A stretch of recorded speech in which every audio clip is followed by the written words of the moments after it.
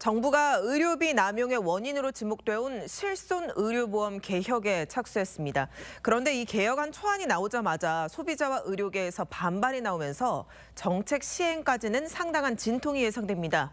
그 원인과 대안, 사회정책부 임서인 기자와 따져보겠습니다. 네, 임 기자, 그동안 이 실손보험에 어떤 문제가 있었길래 정부가 개혁을 하겠다는 겁니까? 네, 실손보험은 비급여 진료를 부추긴다는 지적이 끊이질 않았습니다.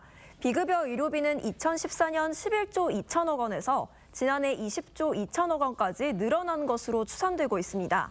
이렇다 보니 실손보험은 연 2조 원가량의 만성 적자에 시달리고 보험금이 오르는 악순환이 이어진다는 겁니다.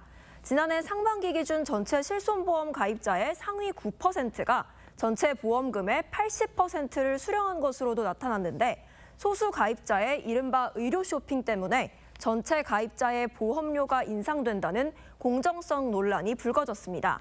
또 비급여 진료가 적은 필수 의료를 약화시킨다는 지적도 많았습니다. 들어보시죠. 의료 공급자들도 약간 수익이 좀 더 많은 곳으로 전공의나 개원가들이 좀 모이는 현상이 좀 발생을 하게 됩니다. 네, 정부는 구체적으로 이 실손보험을 어떻게 고치겠다는 건가요? 네, 정부는 5세대 실손보험을 새롭게 도입하는데요. 중증과 비중증을 구분하고 비중증 비급여 보장을 대폭 축소한다는 게 핵심입니다. 가입자의 보험료 부담은 4세대 대비 최대 50% 정도 줄어들 것으로 기대되지만 비중증 치료의 본인 부담률은 현행 30%에서 50%로 높아지는 반면 보장 한도는 5천만 원에서 1천만 원으로 대폭 낮아집니다. 경증 환자가 대형 병원 응급실을 찾을 경우에 본인 부담률도 현행 18%에서 81%로 대폭 오릅니다. 네, 비급여 진료 대표적 사례로 꼽히는 게 도수치료잖아요. 달라지는 점이 있습니까? 네, 정부는 일부 비급여 항목을 관리급여로 바꿔 본인 부담률을 90%나 95%로 올릴 예정인데요. 이 경우 실손보험이 있더라도 10만 원의 도수치료의 경우 본인 부담금이 현재 3만 원에서 8만 1,000원이나 9만 250원으로 뛰게 됩니다.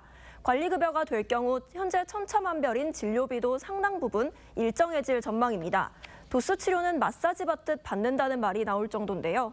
진료비는 현재 병원급에서 최대 50만 원으로 가장 저렴한 곳에 62.5배에 이릅니다.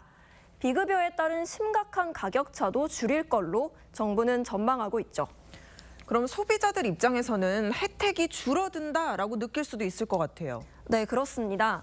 일부 소비자들은 정부 토론회장을 찾아 격한 반응을 보였는데요. 들어보시죠. 보험자 대표라고 이게 말이 돼?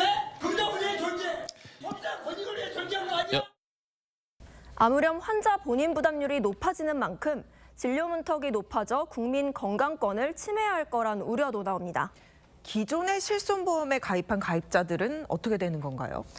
네, 이렇게 가입 기간별로 다른데요. 후기 2세대부터는 재계약 시 자동으로 5세대로 변경됩니다. 반면 1세대부터 초기 2세대는 재가입 주기가 따로 없어 기존 혜택을 유지할 걸로 보입니다.